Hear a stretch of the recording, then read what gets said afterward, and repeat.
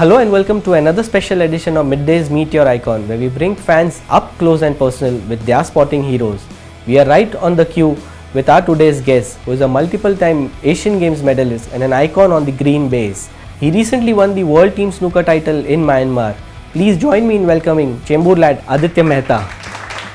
Aditya, welcome to the show. Thank you. You recently won the World Snooker title. Can you tell us how thrilling that moment was for you? It's been a long time coming. I've spent a lot of time away from India on the World Snooker Tour in England, and didn't really get an opportunity to play in these IBSF World Championships. And finally this year, after coming back from the issue with my neck and personal issues, it was nice to come back, play some good snooker, get a world title under my belt. As much as thrilling as it was also a bit of a relief to get that finally, and I'm just really pleased that now I can put that to bed and focus on bigger and brighter things. Can you tell us how did Q Sports happen to you? Can you take us back to the journey? I think for me it was just sports in general as a kid. I was in Don Bosco, Matunga, obviously known for its sports. So started with football and cricket, badminton, golf and snooker was a bit together when I was 12. And I think my dad was just hoping that one of the sports sticks, because he's always been a sports enthusiast, and I think snooker was one of his biggest loves. So he started coaching me when I was 12. I was just about tall enough to get on the table and start playing. And within a year we felt like there was some potential here. So it's just been going on from then, and fortunately it just suits my personality to a T. This game, it's nice and isolated, it's nice and cool and calm and colorful, and it allowed me to be myself. So it was just one of those stories where you're influenced by your father, and before you know it, it's your life. I'm taking you back to your recent title, in Myanmar. You teamed up with Pankaj Advani. You have been great rivals as well, healthy rivalry between you. Can you share your relationship with Pankaj? Yeah, I mean, we've grown up together. I mean, he was way ahead of us in our younger years, especially as a junior. It was, he was the one person to look up to, I think, for all of India, because he matured so quickly. And it almost forced the rest of us kids to really buck up and reach that level that he was at. So I think it was very important for India at that time to have a player like that, because that just then produced a whole string of more young players who were very capable. And so we have him to thank for that as a kid. Once we realized what the level was, we had to bridge that gap. And even though it took years and years, I'm glad that by the time I was 20, I was starting to bridge that gap. Managed to win the national juniors. Beating him, he was 5 years unbeaten until that match. So that was a nice breakthrough. And before you know it, by the time we were 21, 22, we were starting to compete on the international stage. And it's been a really good rivalry for both of us. I think it's almost pushed us both to do better. For me, obviously, to get to that stage in the first place, where he was already world amateur champion, by the time we were 17 or 18.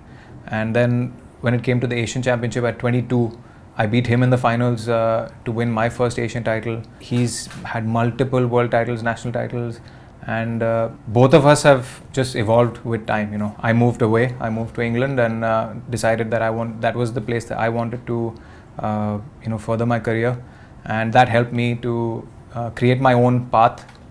He was creating his own path, and all this while I think there was a lot of respect and a lot of admiration, mutual admiration, but also that competitive spirit that we wanted to be better than the other, and it's good. I think that's healthy.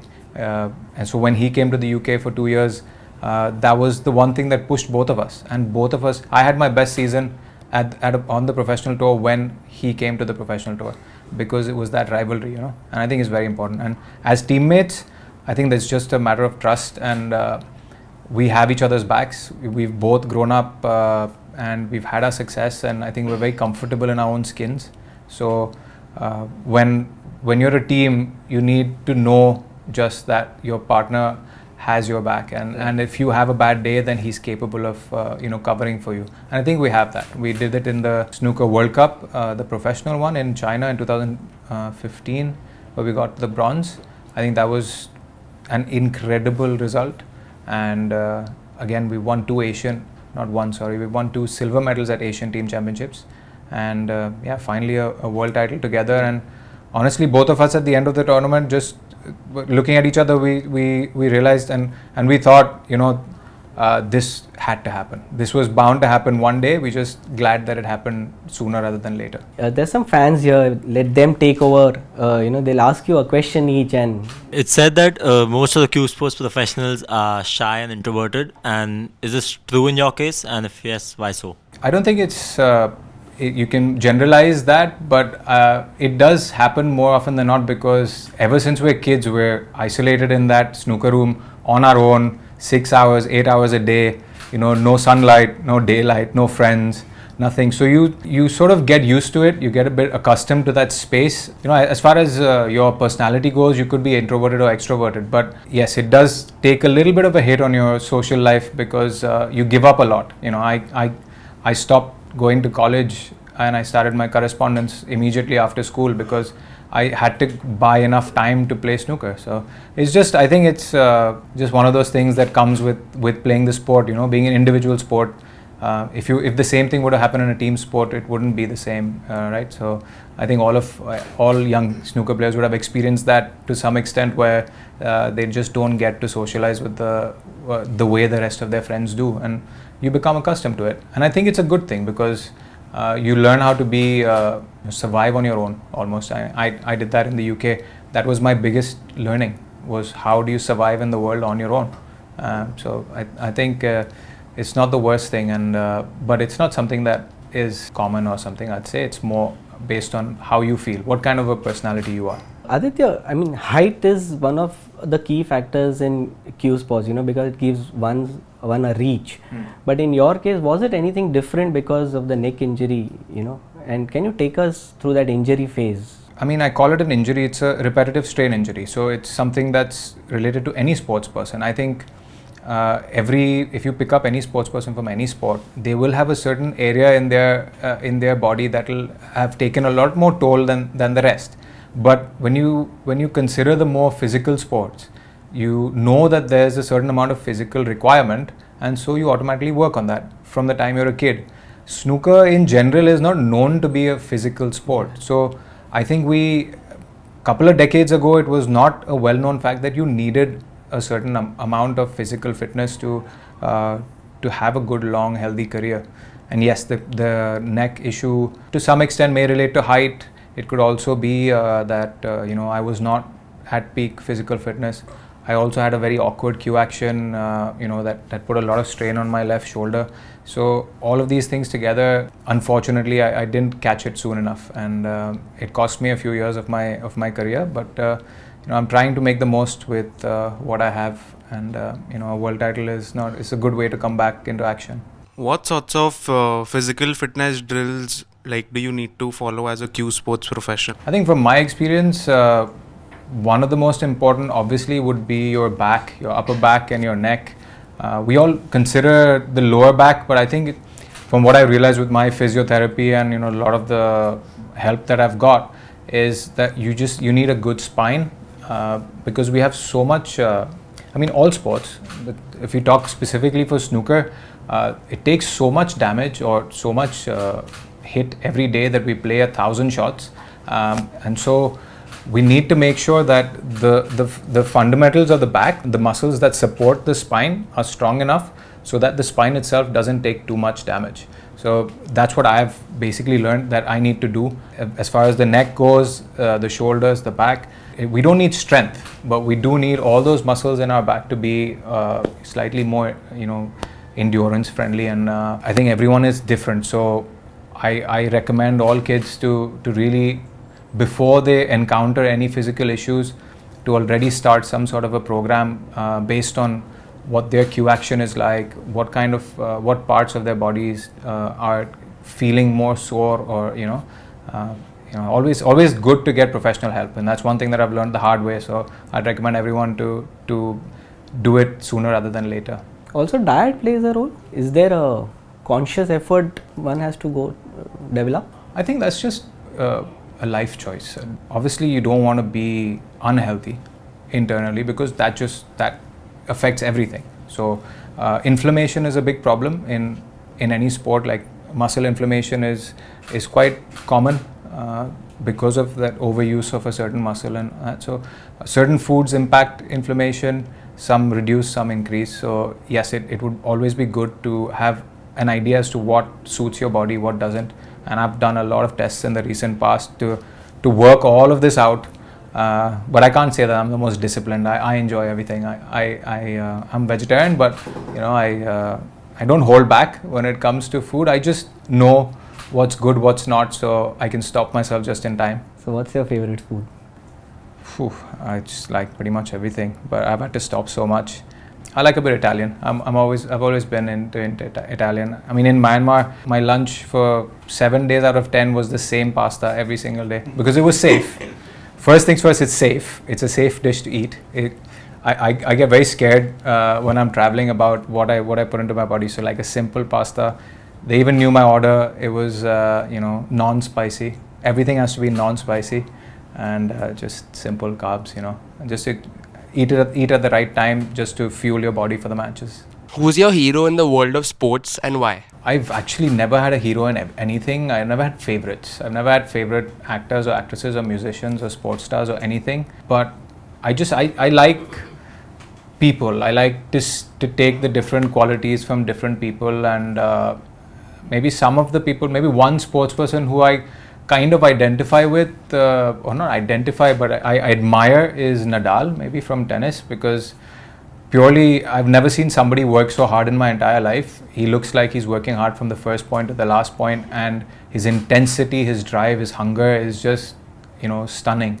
So when I do look at him, I feel inspired to try harder, to work harder, and he's had a lot of injury issues as well. So just to see him constantly battling against his own body and the world, and be such an unorthodox player, but he's a handful for anyone on this planet. So if I had to name one, it would be Nadal, and plus I loved reading his book, Rafa. So I think everyone should have a read of that. As far as snooker goes, had the luxury of having so many different players to admire over my years in the UK. But as far as the most talented or somebody that you need to learn from is Ronnie O'Sullivan is something else, and I had the pleasure of practicing with him as well last year and playing multiple matches with him, and you can't fail but learn something every minute of the time that you spend with him. You've beaten some big names in in Q sports, in snooker, in billiards. What is it like facing the likes of Ronnie O'Sullivan, John Higgins and Mark Williams? Well, it's amazing. Those are the days that you live for. That's the reason I went to the UK, because I wanted to play these guys. It's like a tennis player would dream of playing Federer or Nadal or Djokovic or whoever, and that's what snooker players really need. The buzz that you get out of playing live on television in front of millions of viewers, which we won't get here. We need to go to the biggest stage to be able to get the biggest crowd, to be able to play the biggest players. It's a different buzz. Even until last year, one of my last games in last season, after which I had to stop playing, was against Mark Williams in Wales, which was his home city, in front of his home crowd, live on Eurosport, going all over the world. Tens of millions of viewers. I was sitting there in my chair, like playing that game, and I'm thinking, this is what I want. This is what I really crave. And also at the same time knowing that my career is going to take a big hit soon, because I already knew that my neck was not going to survive that season. Like I needed a break. I knew that, but that moment sort of gave me that realization that this is what I want, and this is what I'm going to try to work to get back to, and the process is on. Hopefully one day I will go back to that, but Ronnie, Higgins, Selby, Neil Robertson, Ding Junhui, just the list goes on. They're all amazing players. I've played all of them on live television, and it's really exciting and nerve-wracking. And I've taken a few beatings. I've taken a lot of beatings, but then I've also had a few good wins.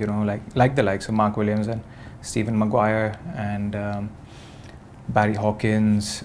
I've had a few, and Matthew Stevens, Jimmy White was one of the few, but obviously him coming towards the end of his career. But it's always a great occasion. I enjoyed every minute of it.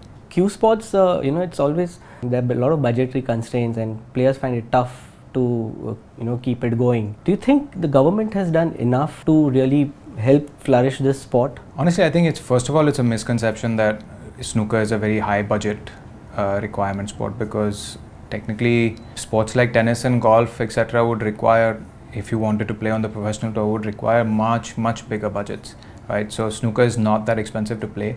It is a bit of a misconception, but then the problem is that while the other sports are more expensive to play, they also have more avenues for funding and sponsorships and like your kit sponsors or the brands that sponsor these, and we lack that a little bit in snooker. So yes, that gap needs to be made up a little bit, and the government, it as far as the government goes, it supports amateur snooker completely. We get funded for almost every international event. Obviously hope that the government does more, but I think the private sector and corporate bodies could do more as well. And we have a good bunch of young players coming up, and hopefully they'll get more support than I did in my 10 years in the UK. So we have a lot of talent and just waiting for those moments. But I can't blame the government for anything. We're all responsible for our own lives and choices, and we love this sport, and that's why we play it.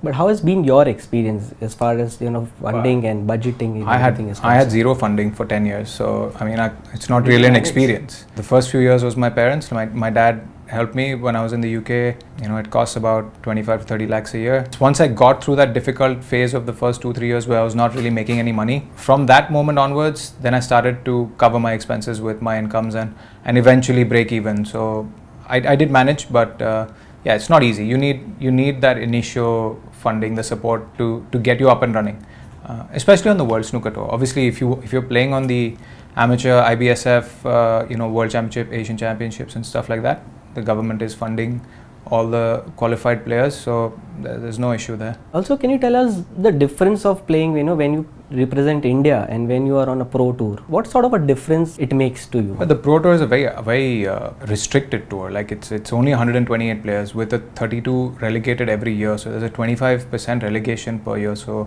it's a very cutthroat world, and it doesn't matter where you come from. There's only that many spots, and they don't go to any countries.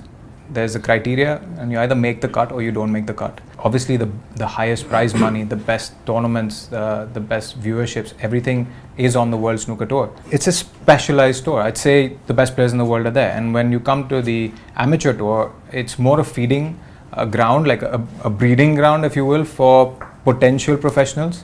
Only the best amateurs ever really make it to the professional tour. Myself, I got through by being Asian champion, Asian runner-up. So these are these 1 or 2 criterias every year that you have to match in order to even turn pro.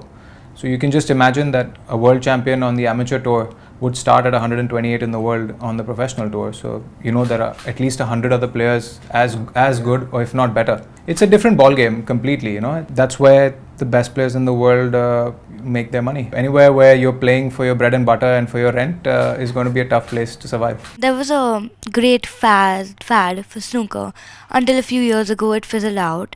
So what would you do to encourage youngsters to play queuing sports? I don't know about a fad, but I think what I'd call it is there was a great opportunity for snooker and pool and billiards because infrastructure existed for a time. There were certain issues, I think government issues, and that caused all of those avenues to shut down. But there's still plenty of opportunity for snooker players and pool players in the country. Definitely we need to do more. There's absolutely no doubt that infrastructure is one of the major issues for our sport right now. So we need to do more. But at the same time, I've seen that a lot of clubs now are offering sports memberships, specific sports memberships to budding queuists. So you don't necessarily have to be a member of a club, as long as you show a certain amount of talent and drive. And if you are performing to a decent level, a lot of clubs are offering those memberships. So opportunities are there, not as much as we'd like, but they are, and we're still in our infancy when it comes to really developing like talent in the numbers. We're nowhere close to the likes of China and the UK. If players like myself and Pankaj and then we lead and we we lay the right foundation and the path for people to pick up this sport, I think there will be no option but to create the infrastructure for the rising popularity. And so I think it comes down to a bit of, for us as well. As you would say, for the in badminton, the likes of Saina and Sindhu, what they've done, even though the infrastructure was there, but they absolutely revolutionized the sport. Something that was already popular, but they took it through the roof purely out of their own success. So I think hopefully some of us can get together, really push this sport through our success, and there will be no option but for the infrastructure to come. So with that, we conclude another special episode of Meet Your Icon. Thank you, Aditya, for joining us, and wishing you all the best and success in the coming years. Thank you.